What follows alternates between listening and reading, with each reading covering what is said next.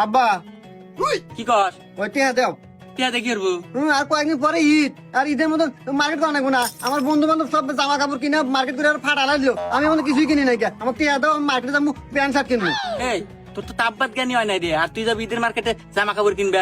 আরে ঈদের মার্কেটে জামা কাপড়ের দোকানদাররা কি হয় জানিস? ওরা দোকানদার থাকে না, ওরা যায় কষাই।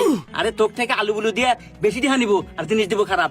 আমি আটে যা মানে, আমি যদি আটে যাই সেদিন তোর নাকি আমি দিয়ে আসি না, শার্ট প্যান্ট কিনে নিয়ে আস। মানে তুই টেনশন নিস না, যা।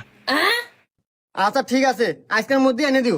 আচ্ছা ঠিক আছে, দেখ মানে যা, এই যে আমার বাজারে যা লাগবো পাইপ কিনবে, ওই সময় যা নিয়ে আস, মানে বিকেলে নিয়ে আসতে যা। এগাদা সোহেল, তোর নাকি শার্ট আনছি, শার্ট নে। আব্বা শার্ট আনছো, দাও দাও দাও। হ্যাঁ নিয়ে আসলাম। তুই এক কাজ কর, তুই যা ভিতরে জানলা পরে আয়, দেখি কেবা মানাইলো আর লগা সাইজ ছোট বড় হয়েছে কিনা এটাও দেখা যাবে নি। আচ্ছা আব্বা, আমি পরে আসতেছি।